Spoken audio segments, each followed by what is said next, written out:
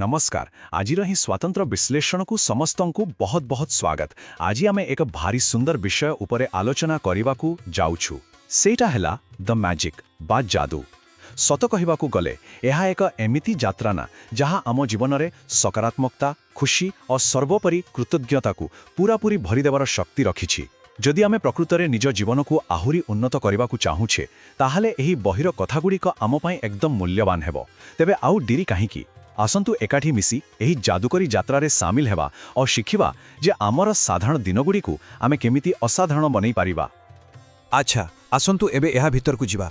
प्रकृत रे एही बहिटी केवल जणे लोकर एकाकी प्रयास आदु नुहे बरं जानिछंती तो एहा हेउछि अनेक लोकंकर मिलित उद्यम और एक विराट सकारात्मक शक्तिर फल। लेखिका एवं तांकर पूरा टीम एकाठी मिसी निजर अक्लांत परिश्रम और कृतज्ञता माध्यम रे एही बड़ जादूटीकु तैयारी करिसेंती। आसंतु आज एही कथा को बुझिबा जे केमिति एते सारा लोकंकर सृजनशीलता और भल पाइबा एही जादुकरी यात्रा को संभव करि पारिछि। आज आमर एही रोडमैप मुख्यतः 5टी भाग में बंटा जाइछि। प्रथमे आमे देखिबा बहिर हृदय, तापर आमर 28 दिनर यात्रा को 4टी सप्ताह रे बांटिबा। जेमिति कि प्रथम सप्ताह रे मोड़दुआ, द्वितीय सप्ताह रे जादुकरी अभ्यास, तृतीय सप्ताह रे आंतरिक आरोग्य एवं चतुर्थ सप्ताह रे आम चारिपाखरे थिबा जादू। आमे प्रथम विभागरू आरंभ करुछु बहिर हृदय एवं एहार सृष्टि प्रक्रिया। एहार कृतज्ञता ज्ञापन बा एक्नॉलेजमेंट्स विभागटी आमको एकाठी मिसी काम करिवार गोटे बहुत सुंदर अनुभव देई थाए। कथारे अछि ना जे जेकोनोसी महान काम पछरे गोटे प्रेरणादायक कहानी निश्चय थाए। एही बहिर सृष्टि प्रक्रिया भी केवल ब्रह्मांड और लेखिकांक भितरे एकाकी आरंभ होइथिला, किंतु तापरे एहा गोटे विस्तारित वृत्त बा सर्कल भली बढ़िबाकू लागिला।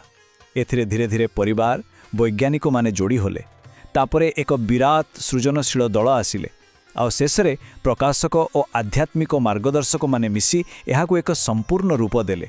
सतरे यह एक चमत्कार उदाहरण जे समस्ते एकाठी मिसी काम कले केमिति गोटे जादू सृष्टि होई पारे। एबे एई स्लाइड रे सबुठारु आग्रहजनक कथाटी हेउछि केमिति अलगा अलगा क्षेत्ररू आसीथिबा दक्ष लोक माने एकाठी हेले।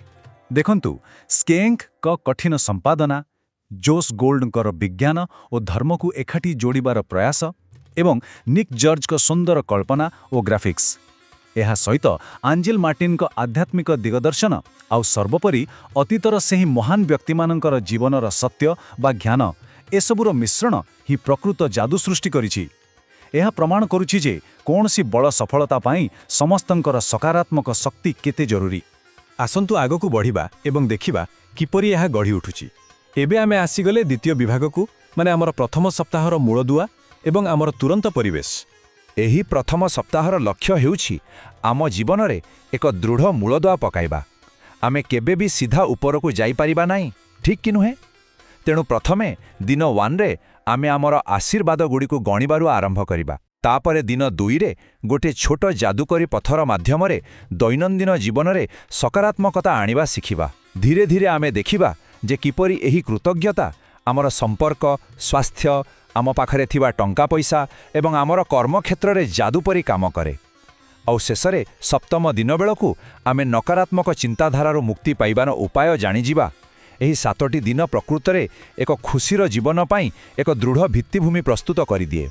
एबे चालंतु तृतीय विभाग बा द्वितीय सप्ताह को जिबा। एठारे आमे जादुकरी अभ्यास विषय जानिबा एवं आमर कृतज्ञता को आहुरी विस्तार करिबा। एही पर्यायर ना कृतज्ञता केवल एक चिंताधारा होई रहिबनी, बरन यह आमर प्रतिदिनर कामरे परिणत हेबो। दिन 8 एवं 9 रे आमे आमर नित्यदिनिया खाद्यपेय रे कृतज्ञता प्रकाश करिबा एवं अर्थ को एक चुंबक परि आकर्षित करिबा शिखिबा। आ दिन 10टा तो मोर बहुत प्रिय, समस्तंको उपरे जादुकरी गुंड पकाइबा। एहार प्रकृत अर्थ हेउछि आमे आम मनरू अन्य मानकु सहाय्य करिबा। एही निरंतर अभ्यास द्वारा आमे आमर सकाळ को बहुत शांतिपूर्ण करि परिबा एवं दिन 14 बेलकू निजर संपूर्ण दिन को गोटे जादुकरी दिन रे केमति परिणत करि परिबा सेटा आमे भल भाबरे सिखि जाइतिबा। एबे आसंतु चतुर्थ विभाग बा आम यात्रार तृतीय सप्ताह आड़कू बढ़िबा। एही सप्ताहटी बहुत गभीर।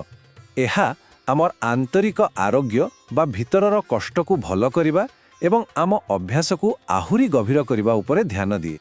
तेणु एठारे सबुठारु गुरुत्वपूर्ण कथाटी हेउछि जे एही सप्ताहटी संपूर्ण भावरे ଆମ ନିଜ ଭିତରେ ଥିବା ପ୍ରତିବନ୍ଧକଗୁଡ଼ିକୁ ହଟାଇବା ଏବଂ ଅତୀତର ତିକ୍ତତାକୁ ସୁଧାରିବା ଉପରେ କେନ୍ଦ୍ରିତ।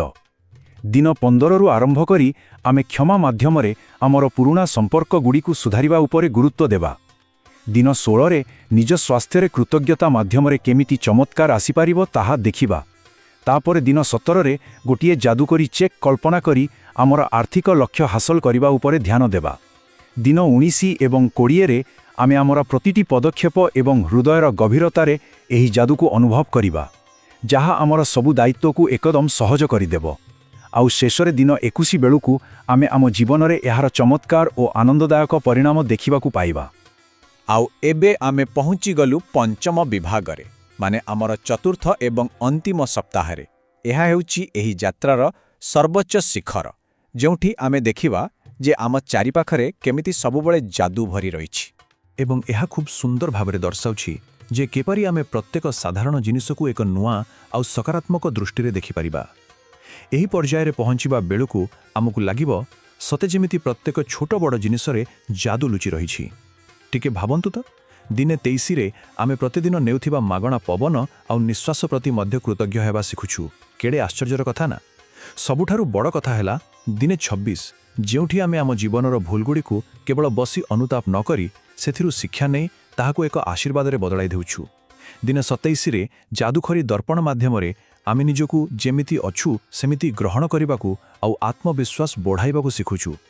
ଏହି 28 ଦିନର ଅଭ୍ୟାସ ଆମକୁ ଆଖି ସାମ୍ନାରେ ଥିବା ପୁରା ଦୁନିଆକୁ ଏକ ସମ୍ପୂର୍ଣ୍ଣ ନୂଆ ଦୃଷ୍ଟିକୋଣରୁ ଦେଖିବାକୁ ଶିଖାଇଦିଏ।